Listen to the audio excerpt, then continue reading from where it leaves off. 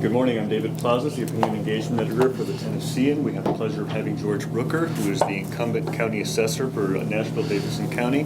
And there's an election on March 1st. The deadline for registration has already passed, but early voting is from February 10th through the 23rd. And of course, this is the only local election on the presidential primary race that day, March 1st, in the Democratic primary. That's correct. Mr. Rooker, thank you very much for joining us. And with us, if we could do the quick round of introductions, that would be great for the room. I'm Maria DeVries, News Director. Dwayne Gang, Content Strategist, so I oversee the local news team. Frank Daniels, the columnist. Joey Garrison, Metro. And George Rooker, Property Assessor.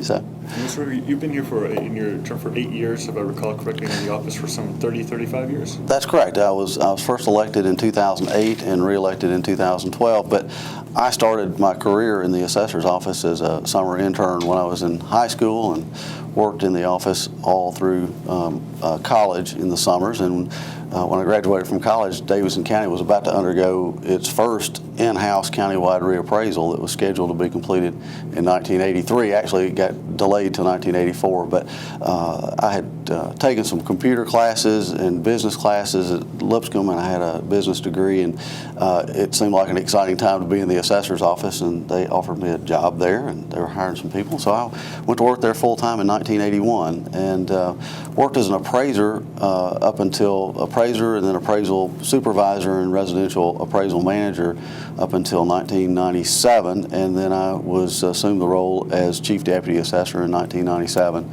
and stayed in that role until I was elected in 2008. So during that time I had an opportunity to participate in every in-house countywide reappraisal that's been done in Davidson County, and also had an opportunity to get my training and took a lot of appraisal classes, took a lot of tests, did a lot of case studies, and was able to obtain my Tennessee Master Assessor certification, which is the highest mass appraisal certification the state of Tennessee offers, and an assessment administration specialist designation from the International Association of Assessing Officers, as well as a certified public administrator designation from the University of Tennessee. So been through a lot of training, had a lot of experience, and I think that we've had some really successful reappraisals in Davidson County. There have been many jurisdictions that have had very controversial reappraisals, and typically in Davidson County, I think we try to do a good job of outreach to the public so they'll just understand what's going on. And I think that people respond to those reappraisals a lot better when they understand the process and when they feel like the assessor's office is willing to listen to them. And we really make a effort to have a warm, welcoming staff. I mean, our staff is, I think, very interested in making sure that people have opportunity to give us information and have an opportunity to tell us if they think their appraisal should be something different than what we initially put on the property. And we go through a 4-year reappraisal cycle. State law requires that we do a cyclical reappraisal, which kind of goes back to the days of in the 1960s and 70s when the public utility companies that are centrally assessed by the state, companies like pipeline companies that have a pipeline that run from Memphis to Bristol, or a barge company that has a barge running up down the rivers, the state assesses those centrally because they have to allocate the value out to each one of the counties. So they have to come up with a total value for that company, and then they allocate it back out to the counties. And they were doing that annually and appraising those properties at 100% of their market value. And these big companies said, that's just not fair, because county assessors all over the state are appraising properties at sometimes 20, 30, 40% of value. So, and the state assesses certain common carriers and like trucking companies, while the counties actually assess some other trucking companies that don't fall into the definition of a utility.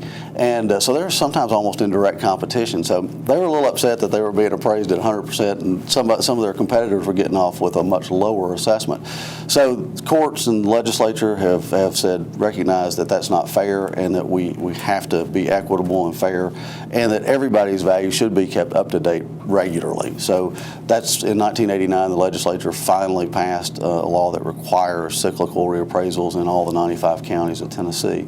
So we do those 4-year reappraisals. We go out and collect data the first 3 years. We have to inspect every one of the 250,000 parcels of real property in Davison County during that 3-year period before we do the reappraisal. We don't really have an opportunity to go inside properties, so we do an exterior inspection. So sometimes we don't really have all the data we need and sometimes it can be deceiving when you look outside. There can be differences in condition from the exterior. Sometimes people keep the outside of their house in pretty good condition, but the interior is not quite as good as the outside. So that can be a little challenging for us to make sure that we recognize if there are problems, interior problems. And with new construction, many times the architectural styles are getting more interesting. So we have a lot of square footage, living area square footage that's not on the first floor, and we have to try to estimate how much living area is on that second or third floor. And sometimes those areas aren't even finished. People can make them look like they're finished, hang curtains and do things that really make them look like they're finished, and we pick it up as finished living area when perhaps it's not. So those are the kind of things we really think it's important for the public to be very interactive with us. And we've tried to do that by providing easy access to our information on our website, where people can look at their individual property descriptions, and where they can also look at comparable sales in their neighborhood. It's just a matter of pulling up your property and clicking on a button, a comparable sales button, and you can see every property that's sold in your neighborhood. So not only can you verify for us that our description of the property is accurate, which obviously has a big bearing on the appraisal. If you don't have as much square footage as we thought you did, that would change our opinion of value. And if your condition is less than good, or less than what we estimated it to be, then that will have a bearing on our opinion as well. George, before we get too far into the policy, just for fun, Sure. can you go up, because I'm going to be writing a story. Okay. This race. The Rooker, you obviously, there's sort of a family history there working in that trip. Can you kind of go over that real quick? Your brother, father, right? Yes, I'd be happy to. My dad started working for the state of Tennessee in the title division when they first started titling automobiles back in the 1950s, and he developed a relationship with the county clerk here in Davidson County. So he was offered a job, and he went to work in the late 50s for the county clerk. Went to the trustee's office, and then from there he was elected circuit court clerk in 1968. He served as circuit court clerk from 1968 to 1993. And then my brother ran for circuit court clerk, and he served as the circuit court clerk since 1993. Right. And I grew up with and knew the property assessor, and knew him for years. And when I was in need of a part-time job in the summer, when I was in high school, I asked if he could hire me, and that's how I started my career in the assessor's office. So that's the sort of the family history of our involvement in Metro. Yeah. So. And you mentioned a lot of these things. I just kind of giving your introduction there, but I mean, if there were a couple kind of. I apologize if that introduction was too long, but. No, that's fine. I mean, a couple of principles or kind of main things you're kind of pointing out in terms of your I don't know, platforms, the right word, your campaign that you're telling people about around town? Well, the thing that I think is really important is, of course, that we have a good, strong, professional staff that can produce good results, good appraisals in an efficient, fair and equitable manner. And I think we've been able to accomplish that, and I think we've been recognized at the state and national level for the work that we've been able to do. We mentioned outreach, and I think outreach is very important, and our international association thinks it is too. In fact, we have an award, a national award for the jurisdiction that has the best public outreach program, and we won that award a few years ago. After the 2009 reappraisal, we applied for, and it's a pretty extensive process. You have to document all the things that you do, and we won the national award for the best public information program, which again is really a recognition of the fact that we're accessible to the public, that we provide information to the public, that we have a good web presence and make that information available conveniently to people, and make it easier for them to approach us so they can resolve issues and problems and understand the process and how it works. Also, we've been able to obtain the Certificate of Excellence in Assessment Administration. That's like a accreditation for assessors' offices. The program started back in the late 90s. We were the 13th jurisdiction in the country to receive that accreditation. I serve on the IAAO's Certificate of Excellence Committee. We're trying to promote that program. We're up to about 35 jurisdictions now that have that accreditation, but that's a really extensive process where you have to document everything you do, every process, every procedure in your office, and it has to be considered to be best practices in order to get that certification for the office. And a couple of years ago, we were awarded with the Distinguished Assessment Jurisdiction Award on a national level. So we were considered to be the best, most progressive, most proactive assessment jurisdiction in the country. And I'm really proud of that. So, how does the appeal process here work? And have you seen those numbers of people appealing go up or down as over the last few years? I think there's a direct correlation between the number of people that appeal and the amount of increase that we see in the assessed value.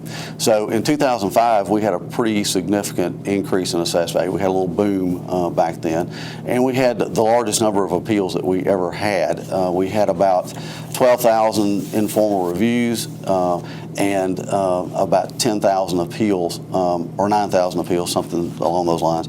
So that was a big year. In 2013, when values didn't change much, we had a much lower level of appeals. It dropped about in half. We try to make that process really easy and convenient for the property owner, and we start with an informal process. It's not even really considered an appeal. It's just called an informal review, and it's an opportunity for people to go out on our website, look at their physical characteristics and the data that we've collected on their house. We've got an online system that just walks you through it. It's a dispute resolution system that we worked with a company from Silicon Valley that was doing dispute resolution for PayPal and eBay. And it's just a step-by-step process that you go through, just answering questions, and it kind of guides you to a conclusion about whether or not you think the appraisal is accurate or whether there are things that need to be adjusted. And so when you go through that process, you actually are reviewing your data, then it takes you to that comparable sales search page, so you can look at sales of properties in your neighborhood. We believe the property owners probably know more about their property and their neighbors' properties than we do, and so we like to have their input, and we like for them to go out and say, these are the 3 sales of properties that are most comparable to my property. And if they can give us the information that we need, it's much better to guide them through that process where they can give us information we can really consider than just to have them come and say, as has happened in the past, that my taxes are just too high. I mean, there's only so much we can do about that. We can only deal with the appraisal. So if you can give us good information about why you think the appraisal should be changed, then we can consider that. I've seen all sorts of situations where we've had extreme issues with a property where they just had a big change that was that needed to be made. We had a house one time out in Hillsborough Village that an exterminator had gone out and used the wrong chemicals on the house when they treated it, and the house was not even habitable. They had, we didn't know that. I mean, it looked fine. But that obviously made that house almost worthless. So it's really just important to us to have the public review our work. And quick, George, go back again to your, not to cut you off. You go back to your 8 years ago. You were elected the first. You haven't faced an election opponent before, is that correct? That is correct. Yeah, so this is the first kind of campaign you've had. Right. What do you know about, former Councilwoman Vivian Wilhoit? Do you know her at all?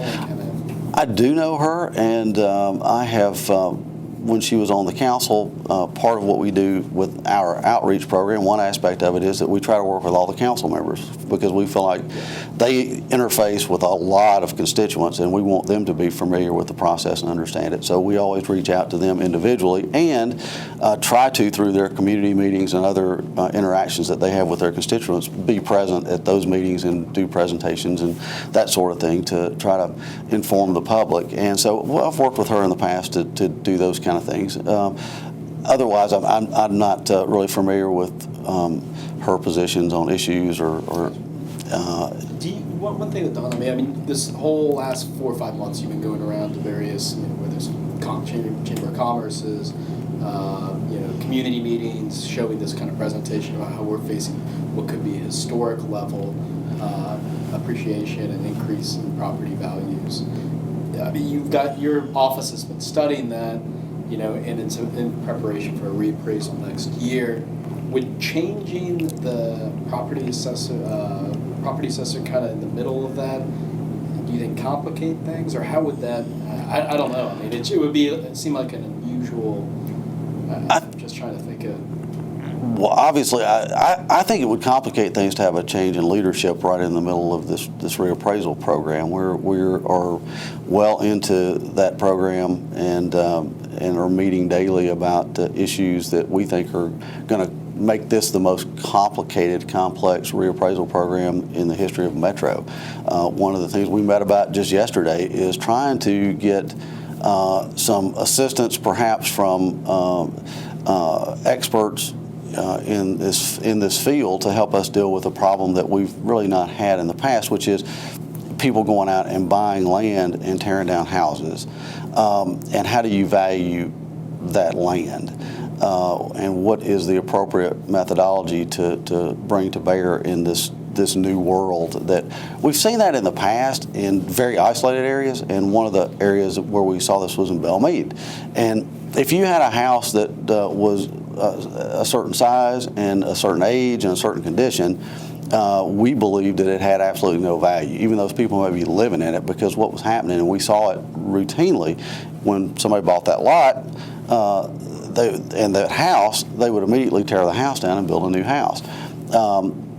So we have to allocate the value between land and buildings in an appropriate way, so we don't end up with a situation, if somebody went out and paid $1 million for a house and a lot, and they tore the house down, and we only had, we had a value on the house that was typical for that type of house, we would have to take that value off, which would leave us with a much lower value on the land than what somebody actually just paid for it. So we went through a process of identifying those houses that we believed were teardowns, and we lowered the value on those houses to what we thought it was, which was virtually nothing, and we put the value in the land. So when somebody came in and paid $1 million for that lot and tore the house down, we still had $1 million on that lot.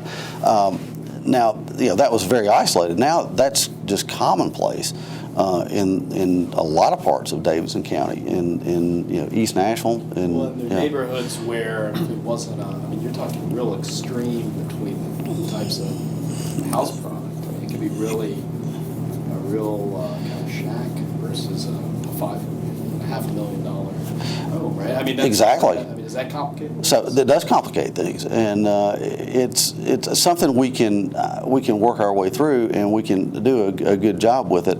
And I think we can accurately appraise those properties. But in that extreme case where you've got the shack in a neighborhood where they're building these $500,000 houses, we're pretty sure that shack is worthless. It's just a matter of land value in that extreme case. But then there are other cases, and this is again something we were struggling with yesterday.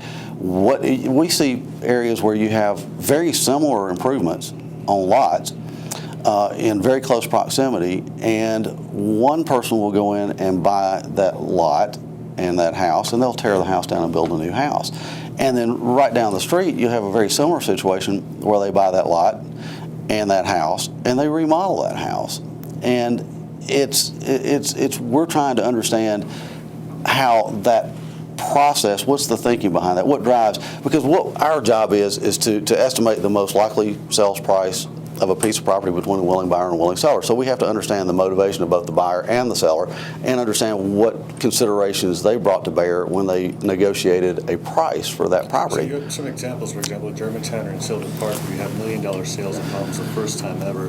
What does that do exactly for the surrounding areas? That is, if you have to make a decision, your thought process in terms of trying to figure out, well, I bought this for $500,000 versus $1 million, how does that level out? Well, we certainly try to compare comparable properties when we're estimating values. When we build our value models, those predictive models take data from transactions that have occurred in the marketplace, and we try to we try to do an apples to apples comparison. So if we're looking at those, $500,000 or $1 million houses, we're trying to compare that to other similar properties. So if we had a $1 million sale, we're going to really take that data and try to apply it to properties that look like that $1 million piece of property that just sold. And we're also going to take a look at as somebody mentioned, a lesser improvement that's really probably likely to be torn down, and we're going to try to compare that to other similar properties in the neighborhood. So, and that's going to be a new phenomenon for us and for Davidson County, for us to go and start to look at these type properties that are improved as just merely land value. I mean, that's just not what we've seen here in the past, and so we want to make sure we've got a really good understanding of the motivation of buyers and sellers and what might happen, and what consideration, what factors do they consider when they buy that property? Is it strictly just the zoning of that property and what they might be able to do overlays and other factors, that restrictions that are placed on the property, how do they impact what a buyer would be willing to pay for that property? So just a lot of considerations that may not have been as important in the past in the marketplace, that are now really becoming very significant factors in the current market. So when you look at this sort of change in market value, you have models that you're looking at, as you say. Can you tell us some of the factors that we as citizens should be evaluating, that you're looking at, so that we understand more clearly? Well, certainly in terms of building values, I mean, the key components have always been the size of the building, square footage, and I think everybody's familiar with that because everybody does this, price per square foot, analysis when they're buying and selling, and so that's the most common factor. But we collect a lot of data about properties. It's the age, construction materials, condition is a huge element in and any. by condition, you were just saying that there is certainly observable condition and assumptive condition. Exactly. And it even goes just beyond condition, because in a lot of the neighborhoods where we're seeing a lot of remodels as well as teardowns, I mean, there are various levels of remodeling or even restoring. Some of the houses in some of these historic neighborhoods have been restored, and that's a whole different animal, and it brings more value to the table than somebody who's done a full rehab. I mean, if they've done, versus somebody that just put a coat of paint on. And sometimes it's hard to tell the difference, and it really, especially if you're not inside the house, you don't really know to what degree they have actually remodeled that house. And that's one reason that we really need input from the public. I don't think the public wants us to come in and do an interior inspection of every house in the county, plus that would be a very difficult thing for us to do. So one of the things that we're certainly seeing more conversation and debate about are overlay districts. Right. What impact does the council ask your department about how that impacts? Because the biggest part of that debate is whether an overlay district will help or hurt property values. Right, and there's a difference of opinion on that subject depending upon who you talk to.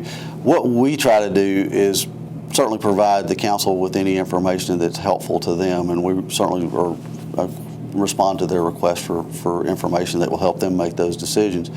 What we try to do is really do that apples to apples comparison.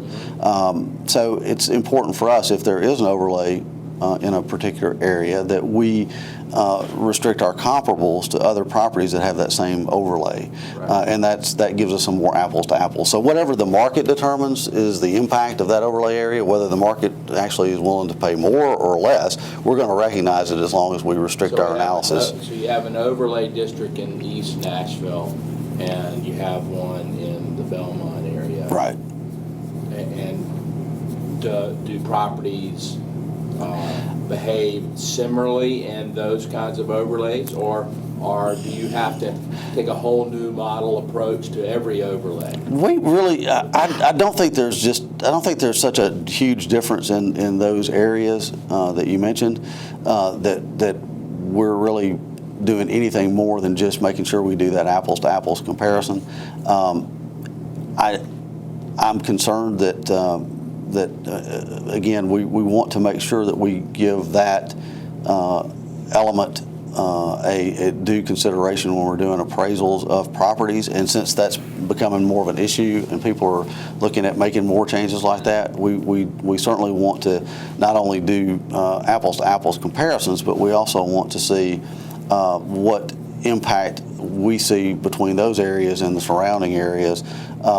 I don't know that that's going to really change our opinion of value, but it's just interesting to see from a perspective of a council member or someone else, how that impacts the neighborhood. Well, certainly you get more feedback from residential reassessment than you do from commercial, in terms of total numbers. But commercial, right, I would imagine, is a huge amount of what this county gets its revenue from. We have overlay districts as well, and we have a proposed overlay district now for Music Row. Mm-hmm. How does that impact what your team does, what your department does?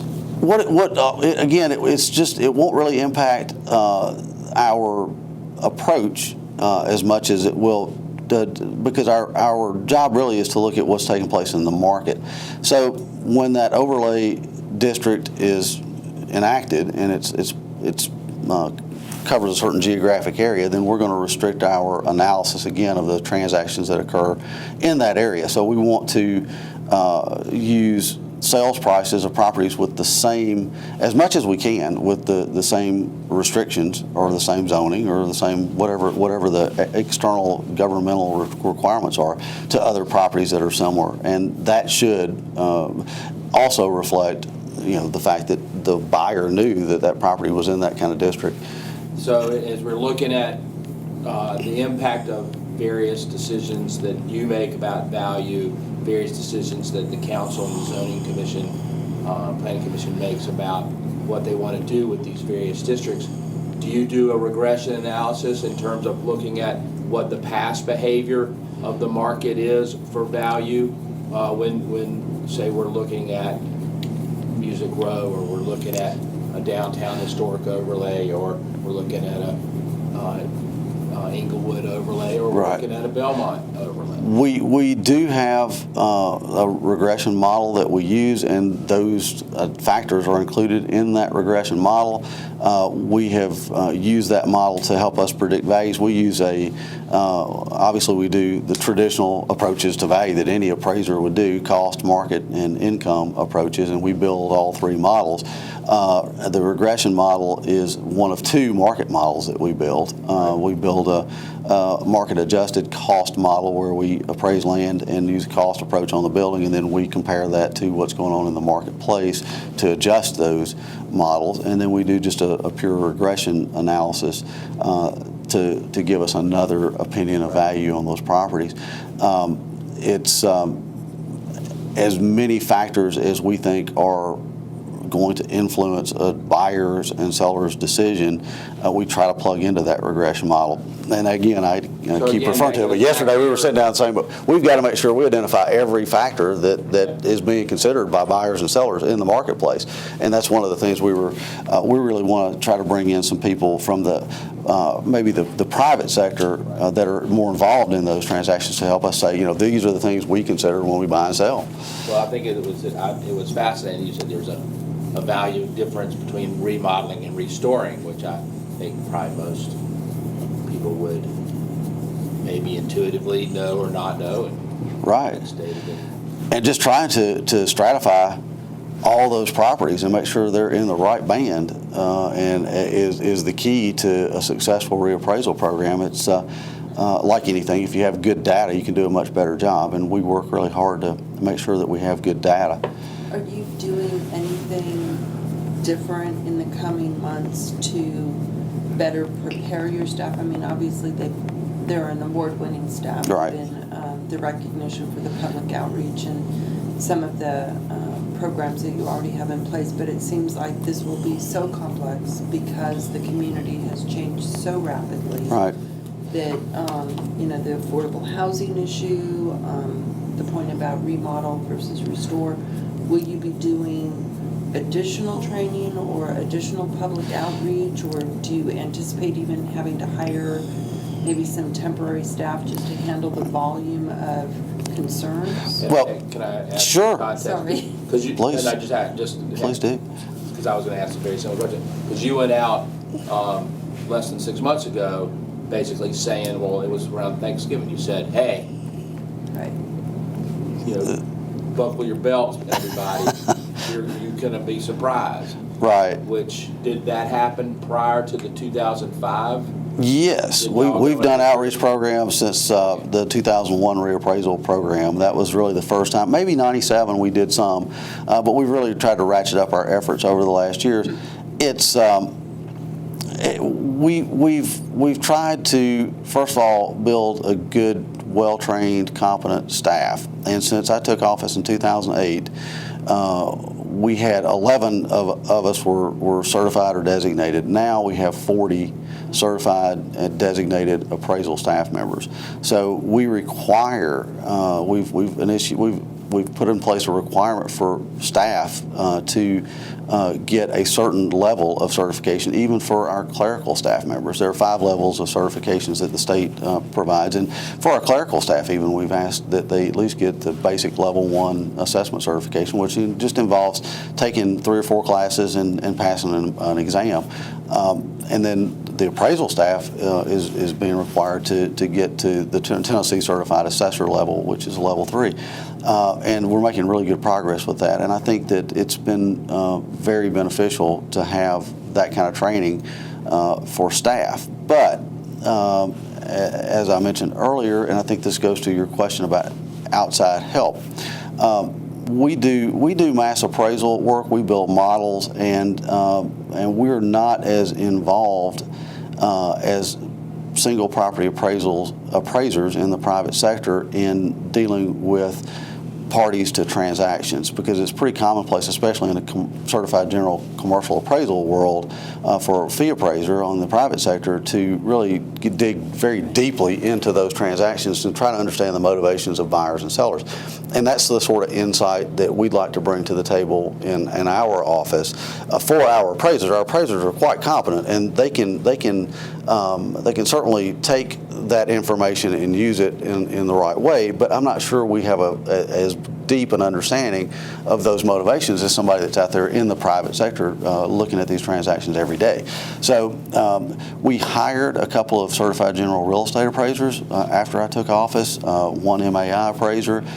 He just retired, but I saw what they brought to the table from being out in the private sector and their understanding of the market. So we're in the process of writing a scope of services right now for us to put something out on the street to at least try to bring in somebody from some experts from the private sector to help us understand all the factors that go into the decision-making process of market participants. So there may have been other parts to that question, but It just seems like the market has changed so rapidly, and you said this is going to be the most complex assessment that you've seen in the history of Nashville. So it just seems like the more public outreach, the more education you can do on the front end. I think we'd even be interested in maybe an op-ed explaining what the complexity and what that means for a homeowner. Right, and we want to get everybody involved, all property owners and even tenants. One of the things that our office is undertaking, and frankly hadn't given much thought to in the past, was the fact that many tenants pay the property taxes. They have a triple net lease. They're responsible for the taxes. In Tennessee, the taxpayer or the owner have the right to appeal a piece of property or the value. What we found in the last reappraisal is that a lot of tenants were not aware of the fact that they had the right to appeal, and they weren't even aware of what the new value was for their property until after the tax bill went out and the owner handed it to them. And they were shocked, and they were, maybe sometimes 9 or 10 months into their budget year, and they had to make a huge adjustment to their budget with only a couple of months to go. And so they asked us to come down and talk to a couple of business groups, and that brought some clarity to me for the importance of us reaching out to not only property owners but to tenants and helping them understand the process and what their rights are, and having them review the appraisal on the property since they have such a strong interest in what the outcome of the appraisal is. So we're working on those efforts as well. One of the things that we really are trying to get out under the current situation where property values are going to go up so much, we don't want people to panic and think that there's going to be an automatic correlation between the amount of increase they see in their property values and the amount of increase that they're going to have in their tax bills, because that's not the case. As we talked about earlier, the reappraisal programs are equalization programs. They're just to bring fairness and equity to the system. They're not designed to generate revenue for the county. So the state law requires every county that does a reappraisal program to establish a revenue neutral rate called a certified tax rate. So if, in this case, let's just say property values go up 35% on average across the county, then we'll have to have a 35% reduction in the property tax rate. So the person with that average increase should theoretically see the exact same tax bill as they did the year before as a result of the reappraisal at the certified tax rate. If your value went up less than that 35%, you're going to see a reduction in your tax bill. So that's the whole purpose of the reappraisal program, is to redistribute the burden based on the current market value. So you have these really hot areas in the core of the city. Most of those folks are going to go up more than average, so they'll see a higher tax bill as a result of the reappraisal program, while everybody whose values have gone up less than average will see a lower tax bill. Now, of course, the mayor and the council have to go through the budget process after, and I'll try to make this really clear because I don't want to mislead anybody, but they go through the budget process after that certified tax rate is set. So if they see needs and that need to be addressed, and they believe that they need to raise additional revenue to fund those, really the only place they have to go to adjust revenue is the property tax. So they could raise that certified rate if they see a need to do so, which will impact everybody equally across the county. Whatever the result of the reappraisal was, if you have a 10% rate increase, you're going to see a 10% increase over what the result was from the reappraisal. What is the timeline for next year in terms of when it happens and when people can start the appeals process and when the council might take some action? The reappraisal effective date is January the 1st, so we're appraising all properties based on the status of that property as of January the 1st. We will actually complete and have the appraisals done by probably the middle of March, and we'll start mailing out assessment notices towards the end of March. That informal process I talked about, where people can come to us informally to discuss their values, will start at that moment in late March, and will run up through about the middle of May. So we'll have a couple of months where people can come in and talk to us about their appraisals. Then the formal appeals process starts after that on June 1st, and it'll run through probably the middle to the end of the summer. But there'll be a deadline to file an appeal. It's a floating deadline because it's based on a certain number of days after certain things happen, but it'll be about the third week of June. So that's the most important date for people to remember in terms of their appraisal and their appeal rights, is to have that appeal filed with the Metro Board of Equalization by the middle to third week of June. The budget process actually starts with budget hearings in the spring. And the mayor will propose a budget in sometime in May, and the council will have to adopt a final budget by the 1st of July. So that's the budget process. The certified tax rate will be established at the beginning of that process when the mayor hands the budget to the council for their consideration. Then we'll also have a certified tax rate to hand to the council.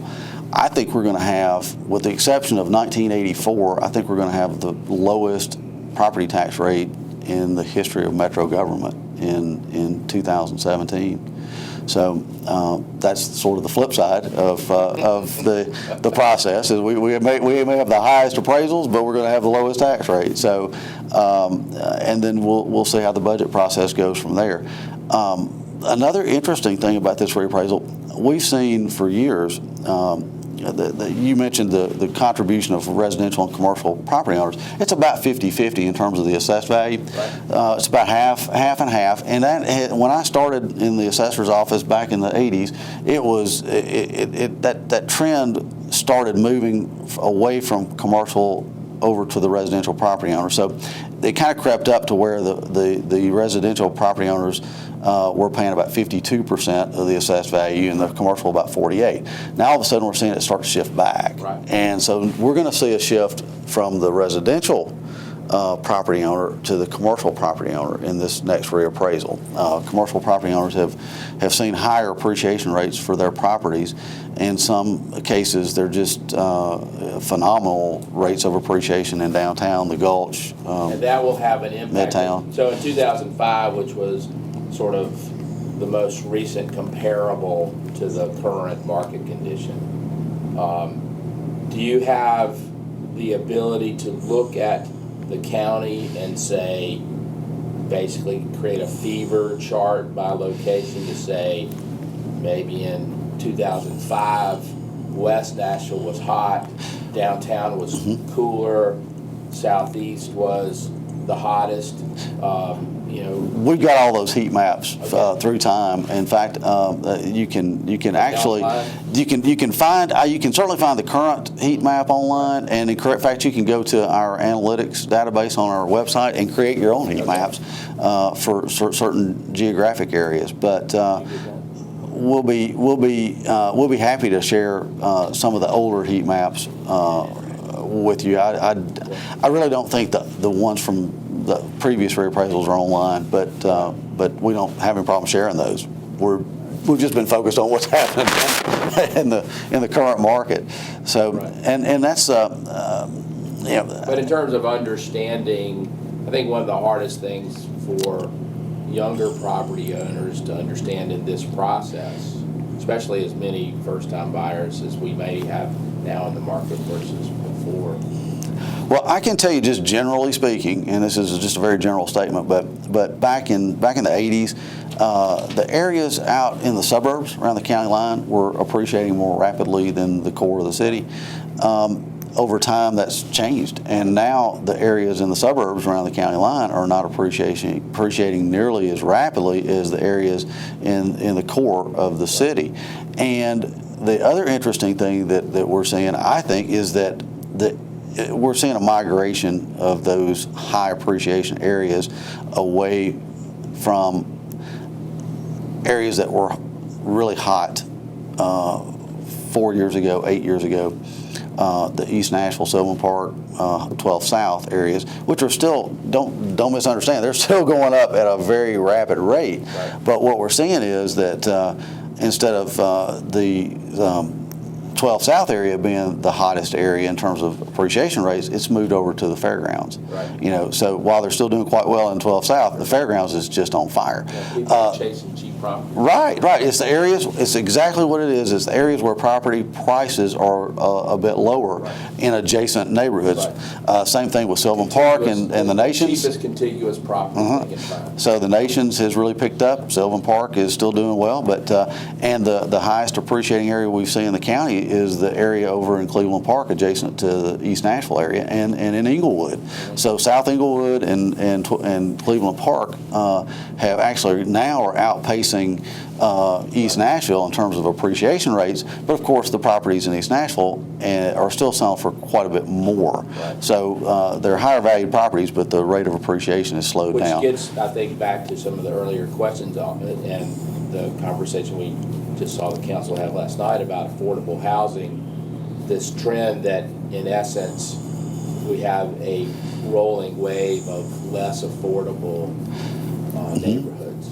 Yes, I think that's obviously true, and it's pretty clear when you look at the data that prices have gone up in a significant way. We've seen the median home sales price rise from about $150,000, it was $149,000 some odd dollars back in the last reappraisal 3 years ago to today it's up to $230,000. So the data that we analyze, external data from Board of Realtors and other sources, is matching what our own internal studies are showing. Is there a role that your office, as an elected official, who are representing the people of the county in terms of their process, is there a role that you play in the affordable housing discussion? I think the appropriate role for the assessor is not a policymaker. That is not, the legislature defines the role of the property assessor, and they have not given us the responsibility to work with public policy. But we certainly, we're property tax administrators, and that's what we do, and that's our primary function.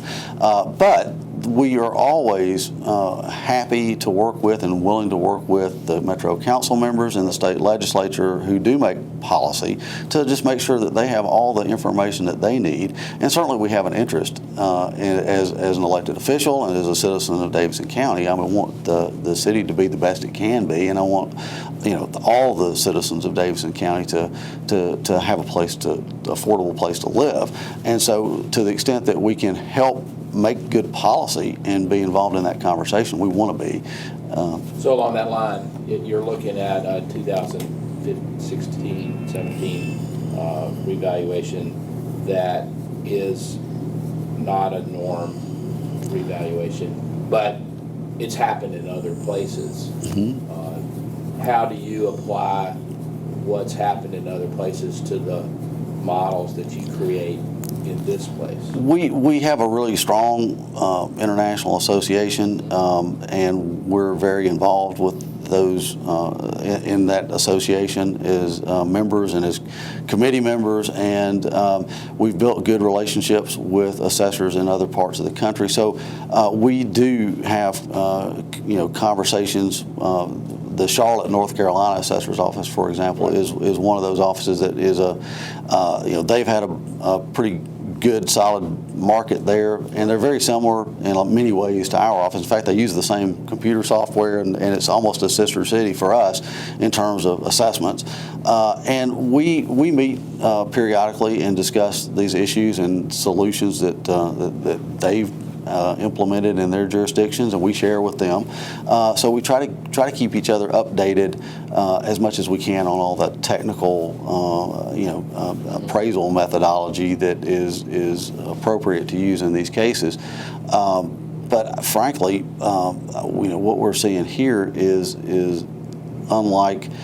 I know it's happened in other jurisdictions, but certainly it is something that is going to change the way we approach our responsibilities and approach the appraisal process in Davidson County. It's just going to be necessary for us to really do a thorough review of what methodology is appropriate to use and trying to make sure that we get the expertise from both the private sector and from other jurisdictions that can help, and our own staff, which again I think is a great staff. We've got. I'll put our staff up against any staff of any office in the country, but also put our challenges up with anybody else in the country as well in terms of the complexity of this appraisal program that we're about to do. So one of the concerns that has emerged over the last 6 or 7 years in Nashville is the diversity of Metro employees. Can you talk about how diverse your department is? Our staff, in the last Metro HR study that was released, we had 24% minority employment, and our gender is about 50-50. So we're pretty close to matching the community.